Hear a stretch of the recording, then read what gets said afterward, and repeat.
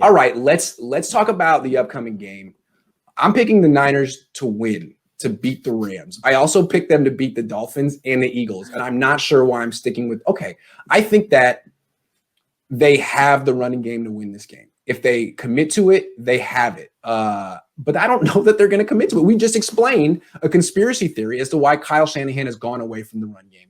So it's like if I were in the coach's room and I could know that Shanahan's game plan was on point, I would definitely pick the Niners with confidence, but I have no idea. I mean, they could come out passing again, and that's that. So what do you expect to see? Do you expect to see another disaster, or do you expect the Niners to actually turn this thing around? Well, I know that I'm the negative Hungarian guy who always says bad things about the team. But honestly, I'm a faithful fan. So I must say that I expect us to win the game. Every time I said that this season, we lost. They lost. Yeah. Yeah. So when I wrote my preview for the Hungarian faithful, I just didn't wrote that down that I expect them to win. I think there are some key matchups. First of all, it's McVay against Saleh. And I think that will decide what will happen in the game. Because if our defense game plan just doesn't work, then Kyle will panic again. I expect him to get panicked again. If I he'll abandon the run if the defense is looking shaky. I'm totally with you. He'll panic. Yep. Yeah. Yep. If I don't believe in our conspiracy, I would say that he will panic and we will turn into a passing team. And right now, it's the worst thing to do against the Rams because... Oh, my God. That defense is amazing. Yeah. Pass defense. Yeah. The pass defense is amazing. The run defense is the 28th. It's vulnerable. It's vulnerable. That's how you got to go. So, look, here's why I'm picking the Niners. Seems to me that they have the run game to pull this off. They really, really do. Mostert, McKinnon, the wide receivers, the tight ends, the fullbacks.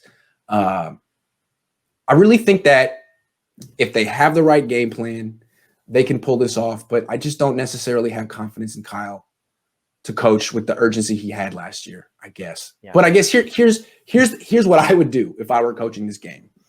At the opening coin flip, if the Niners win it, I'm taking the ball. I'm not deferring. I want the ball first because I think the worst thing that can happen is to start the season, the game in a hole, to let them march down the field, the Rams, and score. You don't want to be 7-0 because Kyle's going to panic right there. Yeah. So you want the ball first. You want to establish the run first and score first. And honestly, you want the Niners defense on the bench as much as possible. That's the best place for the Niners defense in this game, on the bench, because they don't have the advantage over the Rams offense. They don't. So you control the ball, you control the time of possession. Every time you run the ball, clock keeps moving. If they can get an early lead, score first, and establish their run game, they win. So I don't know. I mean, the Niners they always defer. If I were them, I would keep it. I would want the ball. Yeah, I think the same. We have to run the ball a lot. And if we are going through the middle of the field, if we are at the 40-yard line, in the Rams territory, we have to think of 4 downs, not just 3. I don't think that we can put any pressure into Sean McVay when we just kicking field goals and not trying to go. So we have to play a high risk, high gain game right now because we've got nothing to lose right now. Exactly.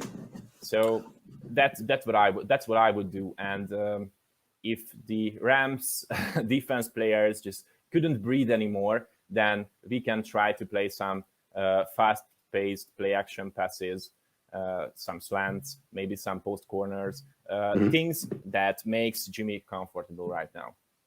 That's the someone real quick in the comment section asked, why was there urgency from Shanny last year and not this year? I can answer that. What do you think, Botond? Money. I have no contract. Yeah, money. He was coaching for an extension last year. He wanted to get that extension. He was in a tough spot. I would consider it the hot seat in the sense that if he had another losing season, he might have gotten fired. I mean, 3 straight losing seasons to start your tenure, most guys get fired for that. So he had a lot to coach for. He wanted that extension. He got the extension. Now there's nothing to coach for other than the Super Bowl, which ain't happening this year. So there it is. Money's a pretty good motivator for most people. Best motivator. It's the best. Best motivator. And a lot of people in here are saying, Grant, you're not counting for the injuries on the team. No, I am. That is a decimated defense. So that's another reason why I would not defer. I would want to win the time of possession. I would want my offense on the field as much as possible because that unit really isn't banged up. I mean, Jimmy is a little bit, but he was a full participant in practice. So was Mostert. So was McKinnon. Except for Richburg, everyone's there. And they went to the Super Bowl without Richburg last year. So no excuses on offense. Get the ball to start the game. Don't put the game in Robert Saleh's hands, the defense's hands. That defense needs to be on the bench as much as possible because of the injuries. Well, I have a lot of trust in Saleh because I think that he's a really wise guy, and he understood while he was watching the games of McVay that the only way he can be successful against that offense is if he is going to switch his schemes a lot. Because if he does that, then he will put McVay into an uncomfortable position on the offense because he will always think what we will do next. Then he has to forget his game plan, and if you just can make him do that, then you can win this game. I think Saleh did adjust pretty well to the Rams last year. Remember, the first time they played the Rams came out running. Just like we said, the Niners should. They had like an 8-play drive that was all runs and a touchdown. 4 runs and TD, yeah. Yeah. And Saleh adjusted and shut down the run game after that. In the second game, the whole first half was play action bootleg passes. Saleh adjusted, the Niners won. So I agree with you. I mean, he's always the one who gets crushed by the fan base because the fans won't criticize Kyle. They won't criticize Jed. They won't criticize Jimmy. They love those guys. Those guys are precious and dear to their heart. So you always throw the defensive coordinator under the bus.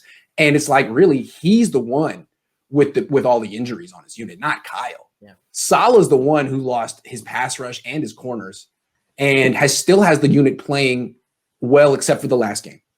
So, yeah, he is doing well. Yeah, and keep going. Yep. Keep going. The other thing which is important, is the nickelback position right now. Because I can't see who we put in there. I would put there maybe Ward and put back Harris into free safety position. But right now I know that Harris is it's not sure that he will play. But I wouldn't put Taylor. Yeah, that's not an option for me. No, because to me he was just as bad as Brian Allen in that game. Yeah. Everyone's talking about Brian Allen, but Jamar Taylor was just as bad. Ward, I'd give him a shot maybe, but I would put Mosley in there. I've seen Mosley do it before. He did it in camp. He was good. Or Verrett, either one.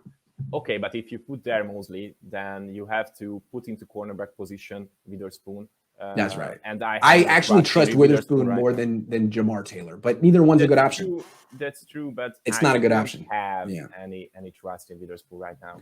So I see what you're gonna say. Just bring Ward down and put like Tavarius Moore at free safety. That worked. And they did that against the Rams last year. Yeah, that's exactly what they did, and it worked because Cooper Kupp isn't super fast. Jimmy Ward's a better athlete than Cooper Kupp.